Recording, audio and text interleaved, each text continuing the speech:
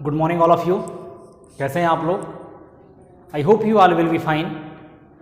And now आज हम class 9 political science chapter 1 what is democracy Y democracy का part 4 लेकर प्रेजेंट हुए हैं और may be this is the last part of this chapter.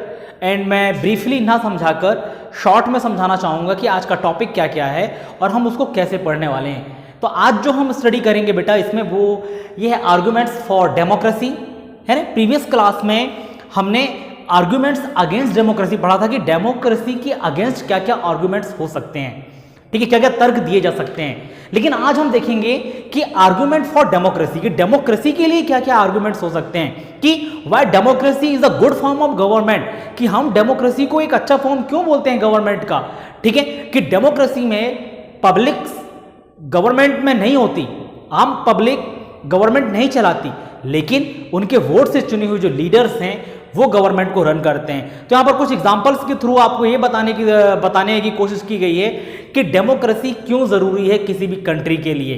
And जो नेक्स्ट होगा और आज का लास्ट टॉपिक होगा ब्रॉडर मीनिंग ऑफ डेमोक्रेसी, कि डेमोक्रेसी की ब्रॉडर यानी बड़ी मीनिंग क्या है, कि हम डेमोक्रेसी को बहुत बड़े स्वरूप में कैसे देख सकते हैं, कि हमारी डेली लाइफ से लेकर हमारी पॉलिटिकल लाइफ, हमारी कंट्री की लाइफ एक डेमोक्रेसी के थ्रू कैसे चलती है।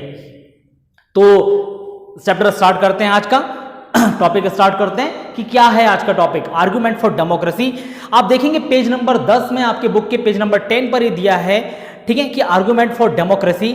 उस पर लिखा है, एक स्टोरी बताइए सबसे पहले कि चाइना फेमाइन, फेमाइन का मतलब अकाल होता है बेटा, ठीक है। China's famine of 1958 to 1961 was the worst recorded famine in world history, ठीक है, कि दुनिया के इतिहास में भी देखें तो चाइना के अंदर जो अकाल पड़ा था 1958 से लेकर 1961 के बीच में, वर्ल्ड की हिस्ट्री में सबसे बड़ा अकाल था। Nearly 3 crore people died in this famine. During those days India's economic condition was not much better than China, ठीक है। तो लगभग 3 करोड़ लोगों की डेथ हुई थी जब चाइना में अकाल पड़ा था, ठीक है। जब इंडिया की कंडीशन की बात करें कि इंडिया की इकोनॉमिक कंडीशन चाइना से बेहतर तो नहीं थी उस समय, लेकिन यहां लिखा yet India did not have a famine of kind China had, लेकिन इंडिया के अंदर ऐसा कोई भी फेमाइन नहीं आया जैसा चाइना में आया था। Economist think that this was the result of different government policies in the two countries. जो इकोनॉमिस्ट थे, अर्थशास्त्री जो थे, उनका मानना था कि ये प्रॉब्लम्स क्यों क्रिएट हुई दोनों कंट्रीज के बीच में, क्योंकि दोनों कंट्रीज की पॉलिटिकल कंडीशंस, पॉलिटिकल पॉलिसीज अलग थी। वहीं हम देखें कि चाइना के अंदर डेमोक्रेसी गवर्नमेंट नहीं था, लेकिन इंडिया के पास डेमोक्रेसी गवर्नमेंट था, ठीक है। वही लिखा है यहां पर कि the existence of democracy in India made the Indian government respond to food security in a way that the Chinese government did not, कि इंडिया के पास एक डेमोक्रेसी फॉर्म ऑफ गवर्नमेंट था जिससे फूड सिक्योरिटी जो थी, खाद्य सुरक्षा जो था, कि आने वाले किसी भी अनसर्टेन मूवमेंट्स के लिए तैयार रहे इंडिया। अनसर्टेन इवेंट्स यदि हो जाते हैं तो उनके पास इतना खाना होना चाहिए, इतना राशन होना चाहिए कि लोग भूख से ना मरें, लेकिन चाइना ने ऐसा नहीं किया, ठीक है। They point out that no large scale famine has ever taken place in an independent and democratic country. If China too had multi-party elections and opposition party and a press free to criticize the government, then so many people may not have died in the famine, ठीक है। तो China के पास democracy form of government नहीं था, वहां पर कोई opposition party नहीं थी जैसे हमारे पास अपोजिशन पार्टी थी, कि गवर्नमेंट के फैसलों पर अपोजिशन पार्टी सवाल खड़े करती है, अपोजिशन पार्टी क्वेश्चन पूछती है। वहां पर न्यूज़पेपर को, प्रिंटिंग प्रेस को फ्री नहीं रखा गया है, वो गवर्नमेंट से सवाल नहीं पूछ सकती चाइना के अंदर। तो ऐसा कुछ वहां पर इवेंट्स ही नहीं हुआ, ऐसा कोई सवाल ही नहीं पूछे गए चाइना गवर्नमेंट से कि वो फूड सिक्योरिटी के लिए क्या कर रही है। यदि वहां पर डेमोक्रेसी फॉर्म ऑफ गवर्नमेंट होता तो वहां पर अपोजिशन पार्टी होती, न्यूज़पेपर को स्वतंत्रता होती, राइट्स होते उनके पास फ्रीडम के, क्वेश्चन पूछने के गवर्नमेंट से, तो ऐसी कंडीशंस चाइना में नहीं आती। This example bring out one of the reason why democracy is considered the best form of government. ये एग्जाम्पल्स बहुत बेहतर है डेमोक्रेसी फॉर्म ऑफ गवर्नमेंट को समझने के लिए कि क्यों जरूरी है। The best form of government, democracy, is better than any other form of government in responding to the needs of the people. A non-democratic government can respond to the people's need, but it all depends on the wishes of the people who rule. तो यहां पर यह बताया गया आपसे कि democracy form of government में जो गवर्नमेंट होती है ठीक है, वो पब्लिक्स की, पीपल्स की सुरक्षा पर ध्यान देती है, पीपल्स की इंटरेस्ट पर ध्यान देती है। अब ऐसा नहीं कहा जा रहा है कि चाइना के अंदर डेमोक्रेटिक गवर्नमेंट नहीं थी तो वो पब्लिक्स पर ध्यान नहीं देती है, पर लेकिन ये उनके ऊपर डिपेंड करता है कि वो ध्यान दे या ना दे। ठीक है, फिर यहां पर लिखा है, आगे देखेंगे अपन कि if the rulers don't want to, they don't have to act according to the wishes of the people, a democracy require that the rulers have to attend the need of the people। ठीक है, कि undemocratic form of government में जरूरी नहीं कि जो rulers है वो पीपल्स के इंटरेस्ट पर ध्यान दे, पीपल के इंटरेस्ट के लिए वर्क करे, लेकिन डेमोक्रेटिक फॉर्म ऑफ गवर्नमेंट में ये जरूरी है कि आप लोगों पर ध्यान दें। ठीक है, तो उसी के थ्रू मैं आपको ये दिखा रहा हूं कि कुछ कैरेक्टरिस्टिक्स हैं, कुछ आर्गुमेंट्स हैं डेमोक्रेसी को लेकर, तो मैं अब वो आर्गुमेंट्स आपको सीधे सिंपल से वे पर बताना चाहता हूं। देखिए यहां पर लिखा है कि a democratic government is a better government because it is a more accountable form of government. कि डेमोक्रेसी फॉर्म ऑफ गवर्नमेंट को बेटर गवर्नमेंट बोला है, क्यों बोला है? क्योंकि ये अकाउंटेबल होती है, मोर अकाउंटेबल, यानी जिम्मेदारियों से भरपूर होती है कि जिन लोगों ने वोट देकर उनको चुनाव में जिताया है, ठीक है, कम से कम उनके लिए तो वो वर्क करें, उनके इंटरेस्ट के लिए तो वर्क करें। ठीक, चलिए सेकेंड आप देखेंगे यहां पर, सेकेंड आर्गुमेंट्स हैं कि दस democracy improves the quality of decision making. कि अब डिसीजन मेकिंग जो है वो डेमोक्रेसी में इंप्रूव कैसे होती है कि इतने सारे लोग चुनकर आते हैं, अपोजिशन पार्टी होती है, तो कोई भी निर्णय लेने से पहले काफी विचार विमर्श किया जाता है कि जो आप रूल्स बना रहे हैं, रेगुलेशन बना रहे हैं, वो पब्लिक के अगेंस्ट तो नहीं है। चलिए नेक्स्ट देखेंगे, democracy provides a method to deal with difference and conflict. लिखा है कि democracy provides a method to deal with differences and conflicts. की जो डिफरेंसेस हैं, कॉन्फ्लिक्ट्स हैं, उनसे डील कैसे किया जाए, ये डेमोक्रेसी फॉर्म ऑफ गवर्नमेंट में बहुत अच्छी तरीके से लोगों को गवर्नमेंट को आता है। ठीक है, नेक्स्ट देखिए, democracy enhance the dignity of citizens. कि डेमोक्रेसी सिटीजंस की डिग्निटी को इनहेंस करती है, कि लोगों का सम्मान, लोगों के राइट्स का सम्मान करती है। ठीक है, नेक्स्ट देखिए कि democracy is better than other form of government because it allows us to correct its own mistake. Democracy form of government को बेटर गवर्नमेंट इसलिए बोला है कि ये हमारी गलती सुधारने का मौका देती है। आप देखेंगे कि हर 5 साल के बाद इलेक्शंस हेल्ड किए जाते हैं, इलेक्शंस होते हैं हमारे यहाँ, चाहे वो विधानसभा चुनाव हो, चाहे वो लोकसभा चुनाव हो, चाहे वो सरपंच का चुनाव हो। तो मान के चलिए कि हमने इस साल गलत व्यक्ति को वोट दे दिया, गलत व्यक्ति चुनाव पे जीत गया, फिर बाद में रियलाइज होता है हम लोगों को यार कि हमने किस व्यक्ति को चुनाव में जिता दिया, ये तो अच्छा काम कर ही नहीं रहा है, ये तो करप्शन कर रहा है, ये तो खुद पैसे खा रहा है, कोई काम नहीं करा रहा है। तो वो मिस्टेक सुधारने का मौका हमको मिलता है आफ्टर 5 ईयर, फिर इलेक्शंस होंगे और हम ये सोचते हैं कि इस बार हम इस बंदे को चुनाव में नहीं जिताएंगे।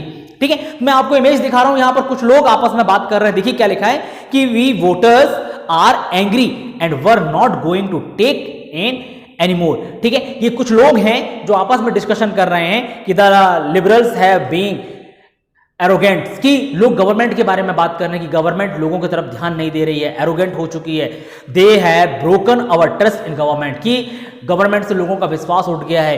ठीक है, दे स्टोल आवर मनी, लोग बोल रहे हैं कि उन्होंने हमारे मनी को चुरा लिया है। ठीक है, तो ये कुछ कन्वर्सेशन है जो लोग कर रहे हैं, वो भी किसमें? डेमोक्रेटिक फॉर्म ऑफ गवर्नमेंट में। अनडेमोक्रेटिक फॉर्म ऑफ गवर्नमेंट में ये आजादी आप लोगों के पास नहीं होती है। ठीक है, तो ये तो था आर्गुमेंट्स फॉर डेमोक्रेसी, कि हमने देखा कि डेमोक्रेसी क्यों जरूरी है। अब जो हम देखेंगे बेटा वो है ब्रॉडर मीनिंग ऑफ डेमोक्रेसी। मैं शॉर्ट में बता देता हूं इसको कि ब्रॉडर मीनिंग ऑफ डेमोक्रेसी का मतलब क्या है, कि डेमोक्रेसी का एक बृहद मतलब यानी बहुत बड़ा मतलब क्या है, कि हम देखें डेली लाइफ में। तो ये पेज नंबर 13 से आपका चैप्टर, ये टॉपिक स्टार्ट होता है। लेकिन लिखा कि in this chapter we have considered the meaning of democracy in a limited and descriptive sense, कि हमने लिमिटेड और डिस्क्रिप्टिव सेंस में यहां पर डेमोक्रेसी के मीनिंग को समझा है। We have understood democracy as a form of government. This way of defining democracy help us identify a clear set of minimal features that a democracy must have. The most common form that democracy takes in our times is that of representative democracy, कि जो democracy form of government होता है उसमें हमारे representatives जिनको हम vote देकर चुनते हैं वो गवर्नमेंट में जाते हैं, वो हमारे लिए बात करते हैं। ठीक है, अब आगे वाले पेज पर आप देखें कि लिखा है, उसी के नेक्स्ट पार्ट पे देखेंगे कि क्या लिखा है। Through their elected representatives, this become necessary because ठीक है, देखिए क्या लिखा है कि modern democracy involve such a large number of people that is physically impossible for them to sit together and take a collective decision. कि democracy form of government में क्या हो रहा है कि बहुत सारे लोग मिलकर अपने डिसीजन ले रहे हैं। ठीक है, ये मॉडर्न फॉर्म ऑफ डेमोक्रेसी की बात कर रहे हैं हम यहां पर, कि जनरली ये देखा जाए तो सारे लोगों का एक साथ बैठकर, ठीक है, डिसीजन लेना ये पॉसिबल नहीं हो पाता। फिजिकली हम देखें कि जितने लोग चुनाव में वोट दे रहे हैं उनको हम एक हॉल में बिठाल दें, एक मैदान में बिठाल दें, तो ये पॉसिबल नहीं है। लेकिन जब इलेक्शंस होते हैं तो सभी लोग वोटिंग के थ्रू अपना डिसीजन लेते हैं। नाउ द नेक्स्ट लिखा कि even if they could the citizens does not have the time, the desire और the skill to take part in all the decision. ठीक है, यदि किसी के पास वोट डालने का टाइम नहीं मिल पा रहा है, ठीक है, इवन वोट नहीं डाला, लेकिन फिर भी वो गवर्नमेंट का एक पार्ट होता है और डिसीजन मेकिंग में उसका भी कुछ ना कुछ योगदान होता है। ठीक है, फिर आप पेज नंबर 14 पर आएंगे, वहां पर देखिए क्या लिखा है कि sometime we use democracy for organisation other than the government. Just read these statement. कुछ स्टेटमेंट्स यहां दिए हैं कि गवर्नमेंट से अलग हटकर भी हम कहीं पर डेमोक्रेसी के बारे में जो डिस्कशन करते हैं उसमें लिखा है कि we are a very democratic family. Whenever a decision has to be taken, we all sit down and arrive at a consensus. My opinion matter as much as my father's. ठीक है, तो यहां पर एक फैमिली की बात चल रही है कि अब फैमिली में जैसे डेमोक्रेटिक फॉर्म ऑफ गवर्नमेंट होता है वैसे फैमिली में भी डेमोक्रेटिकली यदि कोई डिसीजन लिया जा रहा है तो वहां भी कभी कभी आपके यहां भी होता होगा कि भैया किसको फ्रिज चाहिए, किसको कूलर चाहिए। ठीक है, आज कौन सा खेल खेलना चाहता है। क्लास के अंदर होते हैं कि भाई कुछ लोग कबड्डी खेलना चाहते हैं, कुछ लोग क्रिकेट खेलना चाहते हैं, तो टीचर साहब से बोलते हैं भैया जो क्रिकेट खेलना चाहते हैं वो हाथ उठाएं, जो कबड्डी खेलना चाहते हैं वो हाथ उठाएं। तो अलग अलग ये पता चल जाता है कि मेजोरिटी किस में ज्यादा है। तो यहीं पर एक बच्चे ने बोला कि we are a very democratic family. बोलते हैं हमारी फैमिली बहुत डेमोक्रेटिक है कि जब भी कोई डिसीजन लेना होता है बोले हम साथ में बैठ कर डिस्कशन करते हैं। और यहाँ पर लड़के ने बोला कि मेरा जो ओपिनियन है वो मेरे पापा से बेहतर माना जाता है। ठीक है, नेक्स्ट लिखा है कि I don't like teachers who do not allow students to speak and ask question in the class. I would like to have teachers with democratic temperament. ठीक है, अब एक क्लासरूम की बात की, कुछ टीचर्स ऐसे होते हैं जो बच्चों को क्वेश्चन नहीं पूछने देते। ठीक है, जबकि डेमोक्रेटिक फॉर्म ऑफ गवर्नमेंट क्या कहता है कि हर किसी के पास राइट्स है पूछने का। ठीक है, तो ये बच्चा बोल रहा है कि मुझे वो टीचर पसंद नहीं है जो क्लास में बच्चों को क्वेश्चन नहीं पूछने देते, बल्कि उसको वो टीचर अच्छा लगता है जो कि डेमोक्रेटिक टेम्परामेंट का होता है, जो डेमोक्रेटिकली सोचे। ठीक है, नेक्स्ट देखिए यहां लिखा है कि one leader and his family member decide everything in this party, how can they talk of democracy. कि जब किसी फैमिली में कोई एक लीडर होता है, ठीक है, और वही डिसीजन लेता है तो हम इसको डेमोक्रेसी नहीं कह सकते।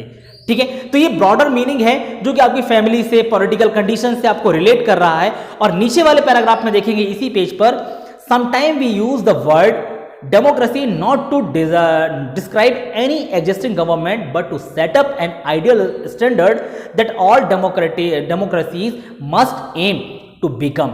ठीक है, अब यहां पर लिखा है कुछ कि देखें, true democracy will come to this country only when no one goes hungry to bed. ठीक है, कि अब डेमोक्रेसी फॉर्म में क्या बोला जा रहा है कि अच्छी डेमोक्रेसी तभी होगी जब यहां पर कोई भूखे पेट नहीं सोएगा। ठीक है, यानी सबको बराबर खाना मिलना चाहिए। ये डेमोक्रेसी फॉर्म ऑफ गवर्नमेंट की एक कैरेक्टरिस्टिक्स बता रहे हैं। ठीक है, नेक्स्ट लिखा है कि in a democracy every citizen must be able to play equal role in decision making. For this you don't need just an equal right to vote.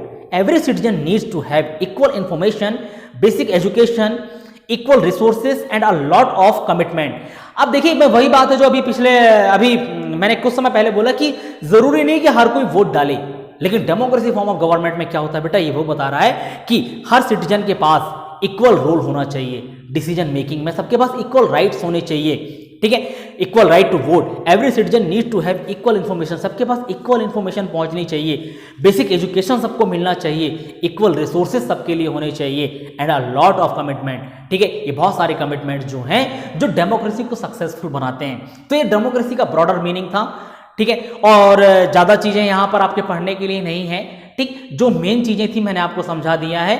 ठीक, आपका ये चैप्टर यहां पर कंप्लीट होता है। नेक्स्ट क्लास में मैं आपको इसके क्वेश्चन आंसर प्रोवाइड करा दूंगा। ठीक है, और पिछले जो पार्ट्स है मैं डिस्क्रिप्शन में लिंक दे दूंगा, आप वहां से जाके देख सकते हैं। आज के लिए बस इतना ही। Thank you so much.